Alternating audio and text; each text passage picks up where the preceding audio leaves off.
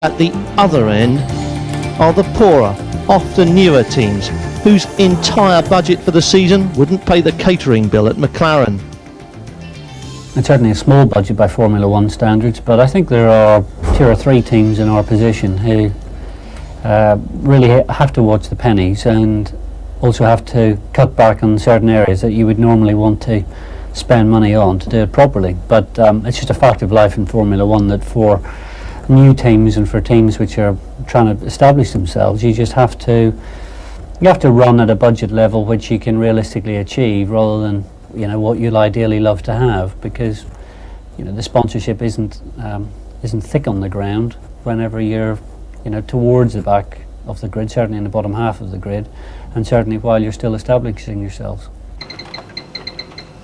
New 1995 regulations have given all the teams a clean sheet start to the season, but in many ways that serves only to heighten the difference between the haves and the have-nots.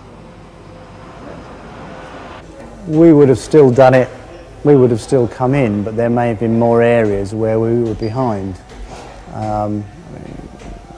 The status quo remains the same usually, whatever. Last year it wouldn't have made really any difference to us anyway, and this year we had to build a completely new structure and a completely new car, so whichever way the other rules went from safety terms wouldn't really make any difference to us, although it did allow everybody to start from scratch. But obviously the certain teams have information and data which always, no matter what you do, is valuable. But the technology has given us perhaps an advantage on small things, fly-by-wire, traction control. But then, I think if you look at Formula One now, there's no doubt that there are other things taking the place. And we know those are available, and we don't have them at the moment because of budget, but we need to achieve them. So it goes in the mix of F1, and you never stop it. It's like the performance. The performance now will come up to where it was. It's an ongoing process. The fact is that most young drivers see Formula One as a goal. It's the aiming point on which their ambition is focused. But for team owners, that single-minded attack on a perceived pinnacle isn't always so clear-cut.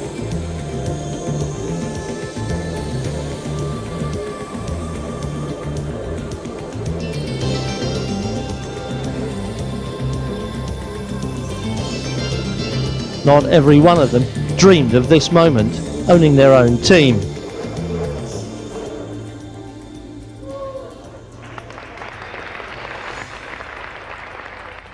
No, it was never a goal. My goal was to be a driver, and like everybody, you adapt when you haven't got any money. And I sort of then went to what else could I do, which was the next best thing, and didn't like working for anybody particularly, so I started living it, if you like, through the team, and it progressed in achievements. When I started, the goal would have been Formula 3, but again, I couldn't raise the funding, and so we started off in Formula Ford, which I wasn't very excited about at the time, but you adapt, and when you're doing it and you're committed to doing it, it suddenly becomes the most important thing. And I think it's important that every formula has its own techniques. People should never underestimate formulas, because there's a lot to be learned in other formulas.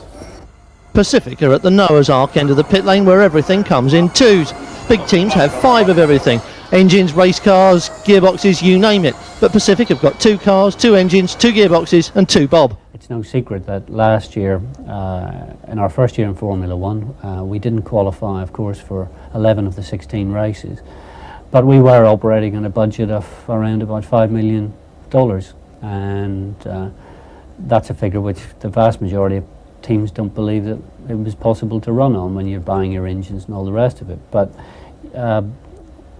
Keith Wiggins was able to negotiate very competitive contracts. He was able to make sure that we had the resource to do what we had to do last year, which was to get a foot in the door of Formula One and to compete. And we turned up for all the races with 2 cars. We took part in practice and qualifying. We learned a lot. We tried our level best to turn the car into a competitive car, and we did compete in 5 Grand Prix. So we got to the end of the year, and I think for the budget we had, we weren't happy with what we got in the end, but at least we felt that we had given it our best shot with what we had at our disposal. Now for this year, we have had to at least double that budget. I mean, I think This year we will probably spend $10 to $12 million. We'd like to achieve $15 million in sponsorship, but I think we'll probably operate on 10 to 12, of which, you know, something like half will go to pay for our engine supply, and the engine supply, of course, is critical. Last year we used a relatively old version of an Ilmore V10 engine. We had reliability problems. This year with the Cosworth ED, we've had 4 races so far. The engines have performed faultlessly. We get excellent technical support from them, and suddenly that variable's been eliminated, shall we say, from the list of problems that we had from last year. So, you know, you get what you pay for. There's an element of envy as the smaller teams look along the pit lane to the large ones with big budgets and posh factories, but you won't find it at Pacific, except perhaps in the ardent enthusiasm which they press their case upon potential sponsors. And they definitely believe they've got a lot to offer, although perhaps not in terms of hours and hours of television exposure. We can do so much with the little budget that we have, but we know only too well what more we could do if the extra budget was provided. So we do tend to show existing sponsors and potential sponsors what we would actually spend our money on if they provided to us, and at the same time we try and work hard to show sponsors what we will do for them that the bigger teams perhaps won't do, because obviously we, being keener to show what we can do, we'll work harder for them. The big teams get the TV coverage, they get the media coverage. Their sponsors, that, you know, chiefly the tobacco companies, will be very happy with achieving that. We obviously can't say to our sponsors that on a Sunday afternoon you'll be seen on TVs around the world for 2 hours, because they won't be. But so what we say is a Sunday afternoon's the icing on the cake. If we get coverage, if the cars, you know, are competitive in the race, that's the bonus points. What is important is how we actually work with them Monday to Friday, and that means an awful lot of work for us away from the Grand Prix, and a lot of planning a strategy for them, which means that, you know, at the end of the year they can look back and say, yeah, you know, we actually achieved certain commercial goals with the team, and on top of that, you know, they raced well on a Sunday afternoon as well. So it's a 12. It's a bit of a cliche, but it is a 12-month program for all the sponsors that we work with. It's not something that happens on 16 Sundays during the season. A larger budget is the dream of everyone in Formula One, including those who already count their spending power in tens of millions.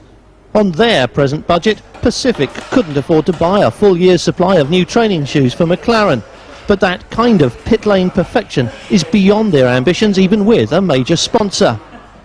We feel that we know how we would spend the extra money if we got it to pull ourselves up. Money is a very important thing in Formula One. If you have money, you can do certain things with it which should improve your position. Having said that, the people in your team who are spending the money have to know how to spend it wisely. It's very difficult to waste money very easy, to waste money in Formula One, and it's very difficult to find the right people who know how to spend it wisely.